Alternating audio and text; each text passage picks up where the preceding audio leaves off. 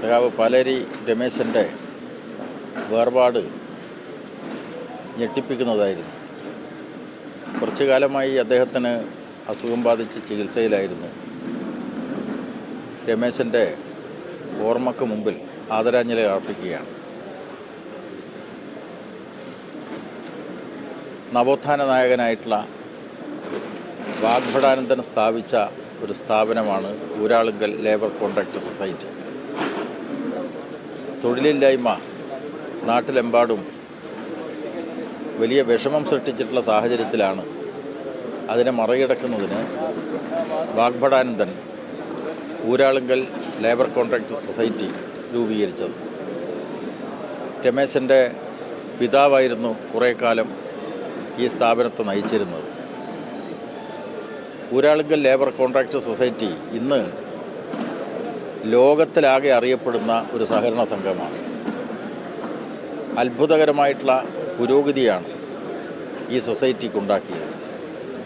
അത്തരമൊരു പുരോഗതി ഉണ്ടാക്കുന്നതിൽ നേതൃത്വപരമായിട്ടുള്ള പങ്കാണ് രമേശൻ നിർവഹിച്ചത്. ലേബർ കോൺട്രാക്ട് സൊസൈറ്റികൾ നമ്മുടെ നാട്ടിലെമ്പാടും ഒട്ടേറെ രൂപീകരിച്ചിട്ടുണ്ടെങ്കിലും ഊരാളുങ്കൽ ലേബർ കോൺട്രാക്ട് സൊസൈറ്റിയെപ്പോലെ ഇത്രമേൽ പുരോഗതി പ്രാപിച്ച മറ്റൊരു നിർമ്മാണ തൊഴിലാളി സഹകരണ സംഘം എവിടെയും കാണാൻ വേണ്ടി കഴിയില്ല. ഈ സൊസൈറ്റിയെ ഈ നിലക്ക് മാതൃകാപരമായിട്ടുള്ള ലോകോത്തരമായിട്ടൊരു സ്ഥാപനമാക്കി വളർത്തുന്നതിൽ രമേശൻ വഹിച്ചിട്ടുള്ള പങ്ക് എപ്പോഴും ഓർമ്മിക്കപ്പെടും. രമേശൻ്റെ അകാല വേർപാടിന് മുന്നിൽ എൻ്റെ അഗാധമായിട്ടുള്ള ദുഃഖവും അനുശോചനവും രേഖപ്പെടുത്തുകയാണ്. ഏറ്റവും ആദരണീയനായിട്ടുള്ള ചെയർമാനും പതിനായിരക്കണക്കിന് ആളുകൾക്ക് ജോലി നൽകിയ ഏറ്റവും പ്രധാനപ്പെട്ട ഒരു ആളാണ് രമേശേട്ടൻ. ULCC കേരളത്തിനും ലോകത്തിന് തന്നെ മാതൃകയാകുന്ന രീതിയിലാണ് ഈ ഊരാളുങ്കൽ ലേബർ കോൺട്രാക്ട് സൊസൈറ്റി അറിയപ്പെടുന്നത്. കേരളത്തിലെ എല്ലാ പ്രധാനപ്പെട്ട പ്രവർത്തനങ്ങളിലും നിർമ്മാണ പ്രവർത്തനങ്ങളിലും ഏറ്റവും മികച്ച രീതിയിൽ നിർമ്മാണം നടത്തി വിജയിപ്പിച്ച ആളുകളിൽ മറ്റാരെങ്കിലും ഈ കേരളത്തിൽ ഉണ്ടോ എന്നുള്ളത് സംശയമാണ്. പാലേരി രമേശേട്ടൻ്റെ വിയോഗം അത് ഊരാളുങ്കലിന് മാത്രമല്ല, അത് കേരളത്തിന് തന്നെ അതൊരു തീരാ നഷ്ടമാണ്. ഊരാളുങ്കൽ എന്ന് പറയുന്ന ഒരു പ്രസ്ഥാനത്തെ അത് ലോകമറിയപ്പെടുന്ന ഒരു മഹാപ്രസ്ഥാനമാക്കി മാറ്റിയതിൻ്റെ പിന്നിൽ രമേശേട്ടൻ്റെ കൈകൾ തന്നെയാണ്. ഇത്ര പെട്ടെന്ന് അദ്ദേഹം നമ്മോട് വിട പറയുമെന്ന് ഒരിക്കലും വിചാരിച്ചിട്ടില്ല.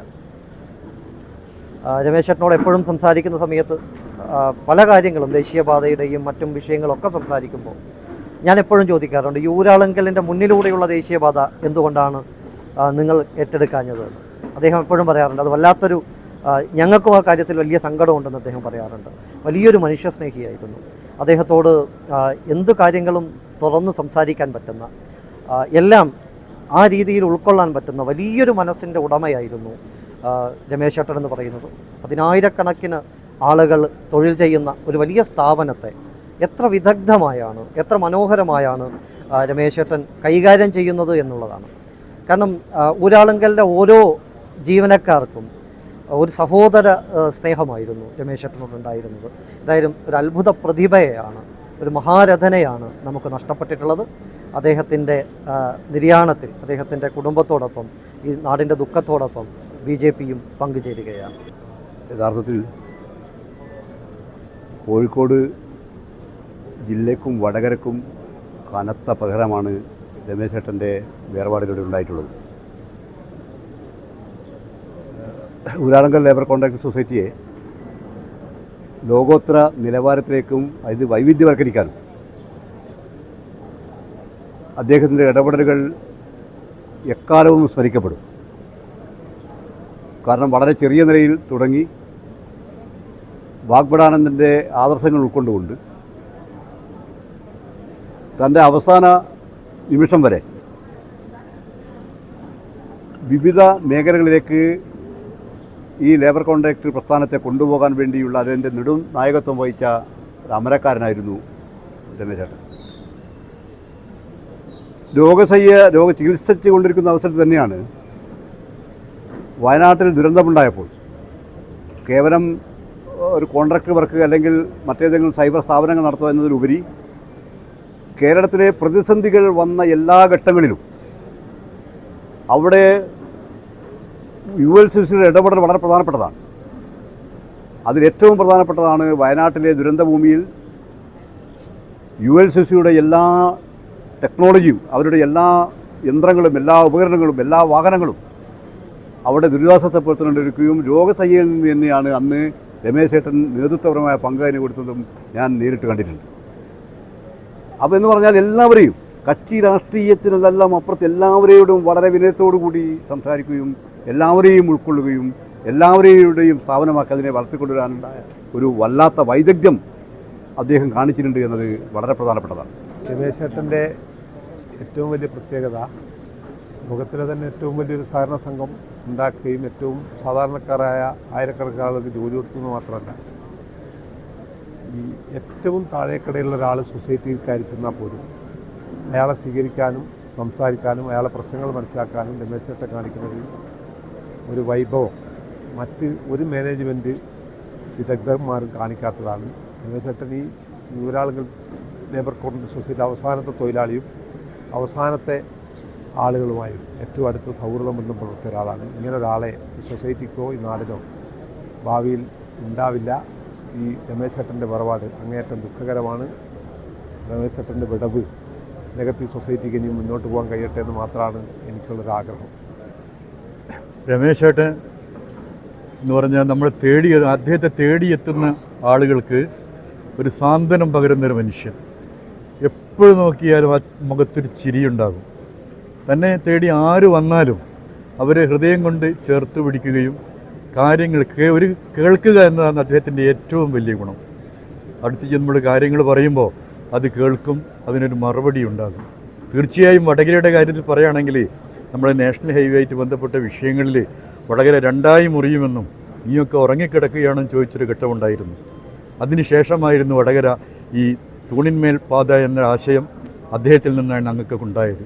വടകരയിലെ എല്ലാ സാമൂഹ്യ സംഘടനകളെയും രംഗത്തിറക്കിയതിൽ മുഖ്യമായ പങ്ക് വഹിച്ച ഒരു ആളായിരുന്നു രമേശ് ചേട്ടൻ.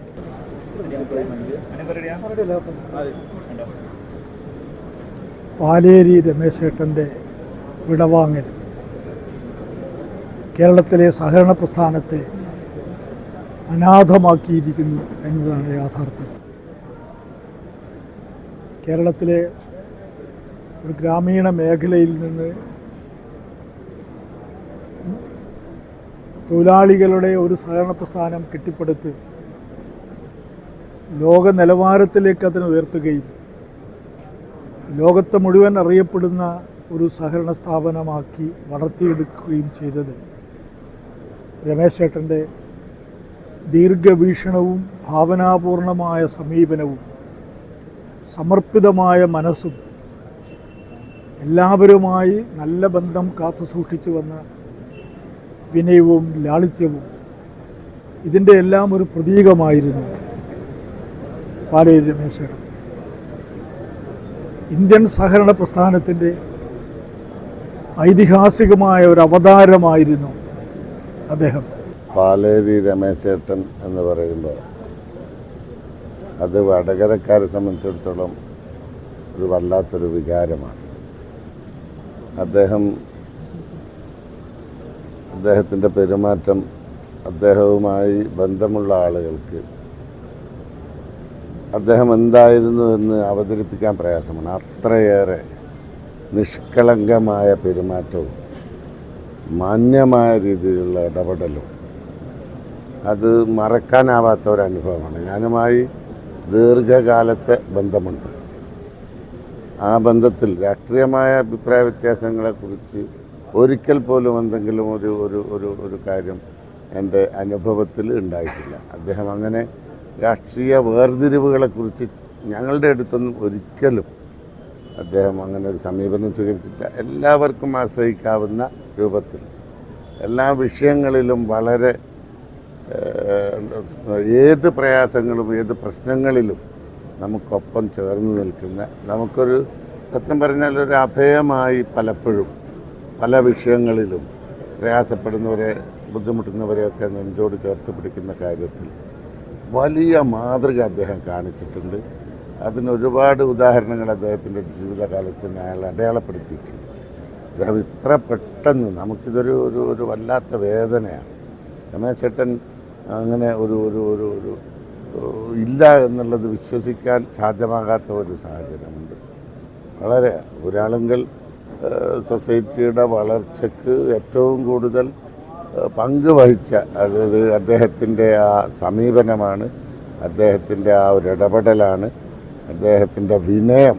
ഒരു മനുഷ്യൻ്റെ വിനയം കൊണ്ട് ലോകം കീഴ്പ്പെടുത്താം എന്ന് സാധാരണ പറയും. എന്നാൽ വിനയം കൊണ്ട് ലോകം കീഴ്പ്പെടുത്തിയ മനുഷ്യനാണ് പ്രിയപ്പെട്ട രമേശ് ചേട്ടൻ എന്നാണ് ഈ അവസരത്തിൽ. കാണണമെന്നുള്ളൊരാഗ്രഹം വന്നപ്പോൾ ഞങ്ങൾ വന്ന് കണ്ടുകൊള്ളാനുള്ള ഒരു പെർമിഷൻ കിട്ടിയതിനനുസരിച്ചാണ് പോയത്. കണ്ടപ്പോൾ വളരെ സന്തോഷത്തോടുകൂടി, വളരെ സ്നേഹത്തോടുകൂടി ഒരുപാട് കാര്യങ്ങൾ സംസാരിക്കുന്ന സമയത്തൊക്കെ നല്ല ആർജവത്തോടു കൂടിയായിരുന്നു. ആ ഒരു ആർജവത്തോടുള്ള സംസാരം നമുക്കൊക്കെ ഏതെങ്കിലും രീതിയിൽ ഈ ജീവിതം തിരിച്ചു പിടിക്കാൻ സാധ്യതയുണ്ട് എന്ന് മനസ്സിലാക്കിയിരുന്നു. പക്ഷെ പിന്നീടാണ് അറിയുന്നത് അത് ഓരോരോ ദിവസം കഴിയുമ്പോഴേക്കും ശാരീരികമായി ക്ഷീണം വരികയും ഈ അടുത്ത ദിവസങ്ങളിൽ അത് വല്ലാതെ രീതിയിലേക്ക് വന്നപ്പോൾ ഇനി പിടിച്ചു നിൽക്കാൻ പറ്റില്ല എന്ന് വൈദ്യശാസ്ത്രത്തിന് മനസ്സിലായ ഒരു പരിതസ്ഥിതിയിലാണ് രമേശൻ വിട പറയുന്നത്. രമേശൻ ലോക മലയാളികൾ അറിയുന്ന ഒരു വലിയ മനുഷ്യനാണ്. അതൊരു അതിശയോക്തിയായിട്ടുള്ള ഭാഷയല്ല.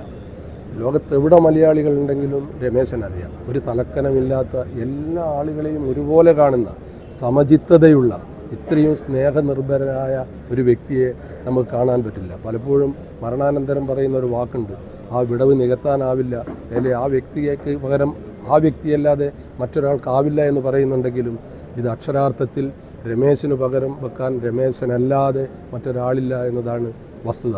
അദ്ദേഹത്തിൻ്റെ ഈ ഒരു ദേഹവിയോഗത്തിൽ അതിയായ ദുഃഖം രേഖപ്പെടുത്തുന്നു, ആദരാഞ്ജലികൾ അർപ്പിക്കുന്നു. നിർത്തട്ടെ. രമേശൻ പാലേരിയുടെ മരണം നമ്മുടെ നാടിൻ്റെ വികസന രംഗത്തുണ്ടായ മാറ്റത്തിൻ്റെ പ്രതീകമായി ജീവിച്ച ശ്രീ രമേശൻ പാലേരി ഇന്ന് കുറച്ച് രോഗാസുരമായ അന്തരീക്ഷത്തിൽ മരണത്തിന് കീഴടങ്ങിയിരിക്കുകയാണ്. ഈ സന്ദർഭത്തിൽ നമ്മുടെ നാട്ടിൽ പ്രത്യേകിച്ച് കോഴിക്കോട് ജില്ലയിൽ അല്ലെങ്കിൽ കേരള സംസ്ഥാനത്ത് തന്നെ പുതിയ വികസന രംഗത്തുള്ള മുന്നേറ്റമുണ്ടാക്കുവാൻ സാധിച്ച ഒരു വലിയ പ്രസ്ഥാനമായിരുന്നു ഊരാളുങ്കൽ ലേബർ കോൺട്രാക്ട് സൊസൈറ്റി.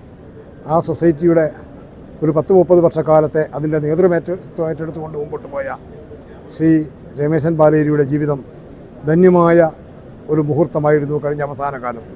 അത് നാടിൻ്റെ വികസനത്തിനും നാടിൻ്റെ എല്ലാ രീതിയിലുള്ള മുന്നേറ്റത്തിനും വഴികാട്ടിയായി പോകുവാൻ സാധിച്ച അദ്ദേഹത്തിൻ്റെ ഈ ദാരുണമായ മരണം നമ്മെ നാട്ടിലെ ജനാധിപത്യ വിശ്വാസികളെയും മറ്റ് വികസന രംഗത്തും മറ്റെല്ലാ രംഗത്തും നാടിൻ്റെ പുരോഗതി കൈവരിക്കുന്ന ആളുകൾക്കും ദുഃഖമുണ്ടാക്കിയതാണ്.